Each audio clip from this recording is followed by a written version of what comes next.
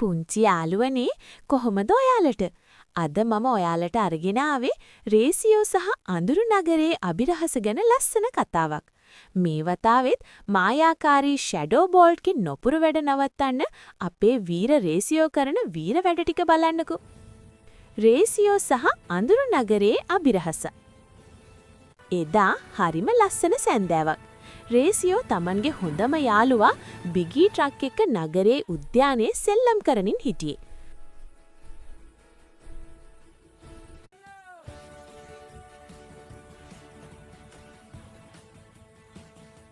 ඔයාගේ වාරේ බිගී. හරි රේසියෝ අපි සෙල්ලම් කරමු.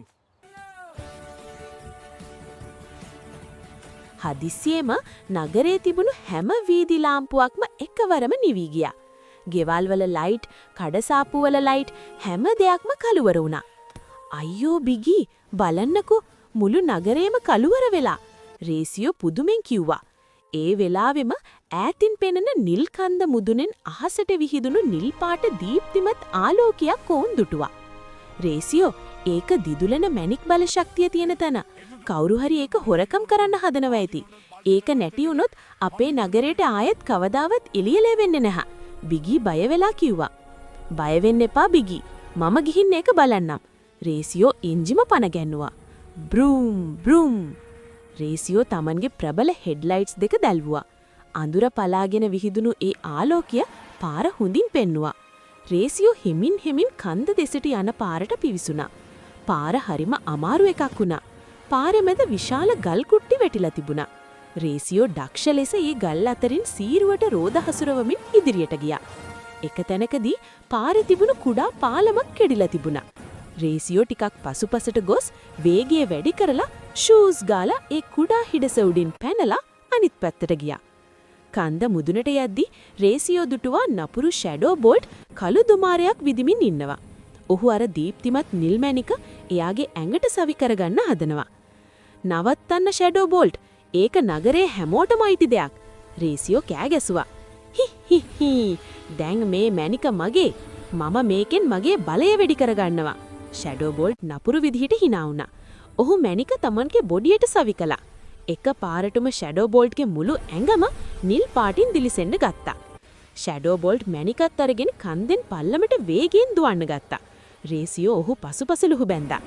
ෂැඩෝ බෝල්ට් යන ගමන් පාරට තෙල් විදින්න පටන් ගත්තා. රේසියෝගේ ටයර් ලිස්සන්න ගත්තා. මට මේක පාලනය කරගන්න පුරුවන්. රේසියෝ Tamande ඇස් දෙක පාරට යොමු කරලා හෙමින් තිරිංග තැද කරමින් ලිස්සන පාරේ සමබලතාවය රැකගත්තා. ෂැඩෝ බෝල්ට් කන්ද පහළ තිබුණු පරණ කර්මාන්ත ශාලාවකට ඇතුළු වුණා. එහි විශාල යන්ත්‍ර සූත්‍ර තිබුණා. ෂැඩෝ බෝල්ට් මැණිකේ බලෙන් ඒ යන්ත්‍ර ක්‍රියාත්මක කරලා රේසියෝට බාධා කරන්න හැදුවා. එක යන්ත්‍රයකින් ලොකු යකඩ් අඬුවක් එවිත් රේසියෝව අල්ලන්න හැදුවා. රේසියෝ ක්ෂණිකව වමට හැරි එයින් බේරුණා.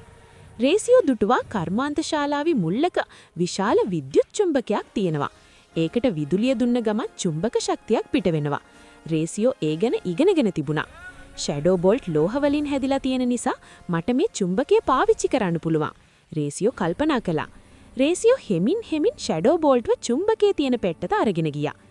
එන්න පුළුවන් නම් මාව අල්ලගන්න බලන්න. රේසියෝ අභියෝග කළා. ෂැඩෝ බෝල්ට් කේන්තියෙන් රේසියෝ දෙසට වේගයෙන් ආවා. රේසියෝ හරියටම චුම්බකයේ යටට ආවා. ෂැඩෝ බෝල්ට් ඔහුට ඉතාම ළඟට එද්දී රේසියෝ එකපාරටම පසෙක්ක පැන්නා. ඒ වෙලාවෙම රේසියෝ දොම්බ කරේ තිබුණු ස්විච්චේ Taman රෝදයෙන් තැදකොලා. ක්ලිං! විශාල චුම්බකයේ ක්‍රියාත්මක වෙලා ෂැඩෝ බෝල්ට්ව අහසට ඇදගෙන ගියා. ෂැඩෝ බෝල්ට් දැන් අහසේ ඉල්ලිගෙන ඉන්නවා. ඔහුට හෙලවෙන්නවත් බෑ. ඒ ගැස්සීමත් එක්කම ඔහු සවි කරගෙන සිටිය නිල් මැණික ගැලවිලා ඇවිත් රේසියෝ අසට තිබුණු මෘදු වැලි ගොඩක් උඩට වැටුණා. රේසියෝ පරිස්සමින් මැණික Tamanගේ පිටු උඩ තබා ගත්තා. ඔහු නැවතත් කන්ද මුදුනට ගිහින් මැණිකෙහි නියම ස්ථානයට තබා. තප්පරයකින් මුළු නගරේම ආයත් ආලෝකමත් වුණා. ප්‍රීතිഘോഷ හඬ ඈත නගරයෙන් ඇසුණා. බිගී ට්‍රක් සහ අනිත් යාළුවෝ රේසියෝව හමු වෙන්න කන්දට ආවා. රේසියෝ, ඔයා හරිම බුද්ධිමත්. ඔයාගේ වීරත්වය නිසා අද අපේ නගරේ බේරුණා.